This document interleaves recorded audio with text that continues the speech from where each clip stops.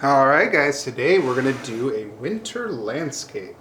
You're going to start off first of all with your paper this way, make sure your name's on the back. We're going to be drawing two hills here. So you watch how I do this. We're just going to go one that starts on the side here. I'm just going to use a Sharpie for this one. It comes down to this side of the paper, and then I'm going to start on this side and it's going to go and hit this other hill here. Okay, just a really simple overlapping hill landscape. This up here is where we're going to be painting today, this part, and we're going to be using a couple different brushes for that. You should have a couple different brushes. One may be a little bit bigger than the other. I like to start with this red one for the first part here, and then later on we'll be doing some trees in the background. The first thing you're going to do is you're going to be working with black and white. So you're going to start with black first. Okay?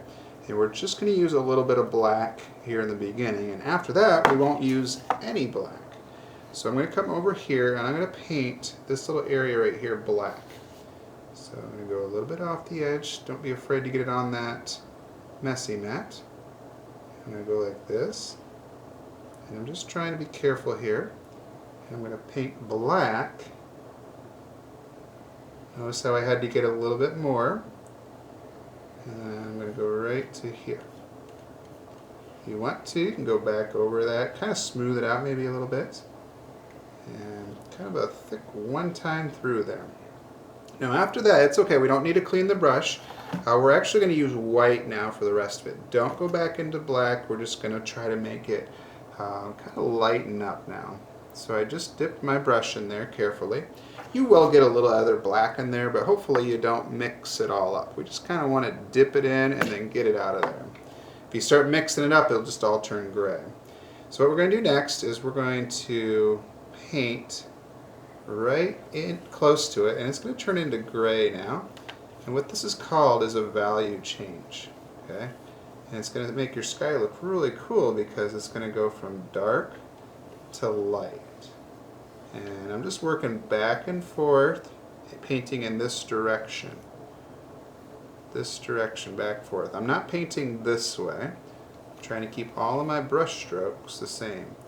And when I brush, I press down on the bristles a little bit, and it's almost like you're sweeping up the floor. Like this is a miniature broom and it's sweeping the floor up.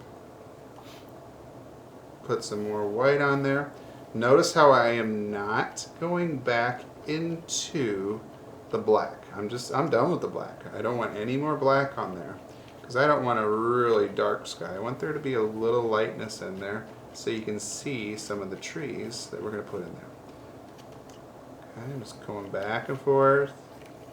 Long brush strokes work nice. Smoothing it back out as you go. And it's really cool how it looks like a really kind of a gray sky here. That. I'm almost filled in up here towards the top. It's okay to go onto that messy mat. Don't forget that. It's okay. That's what they're there for. And there we go. That's kind of that sky up there. So we got a couple of hills. The next thing I'm going to do, I'm going to take this first brush and I'm going to move over to a little bit smaller brush. Okay, this one's a little bit smaller. I could even go quite a bit smaller if I wanted to, depending on what size of trees do you want to put in here. Now, it is going to be a little wet. If you want to give it a minute or two to dry a little bit, you can. But you could still paint on top of it if you're careful. So I'm just going to gently paint some trees.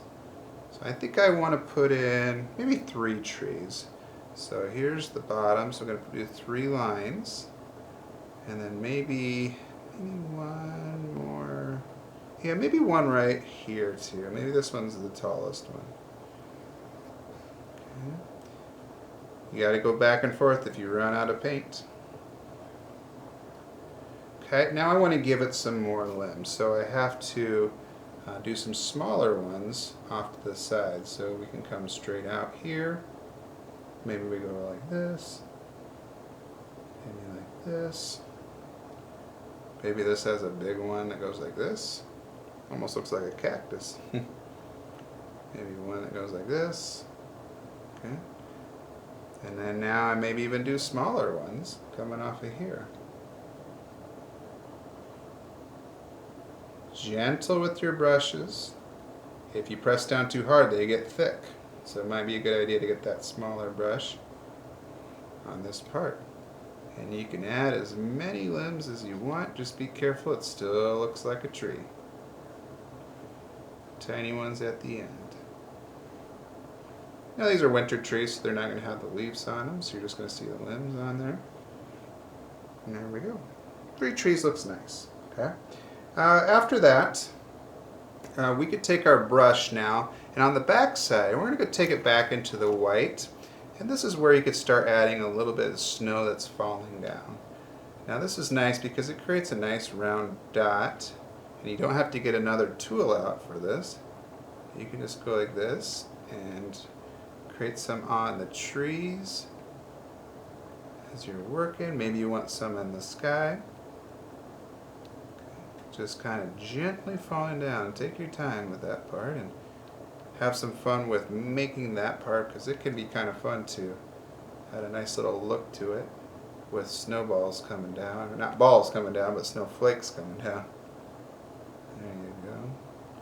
Now if I put some down here, you're not going to see those, so you don't need to worry. I guess you could see maybe a little bit down here, but you wouldn't need to really worry about that part. But maybe down here you could kind of pile up the snow. Alright guys, this is the first part. After you're done with this, then you would put it on the drying rack. And next time we'll put some more trees, and we might even put some animals in there. Alright guys, good luck.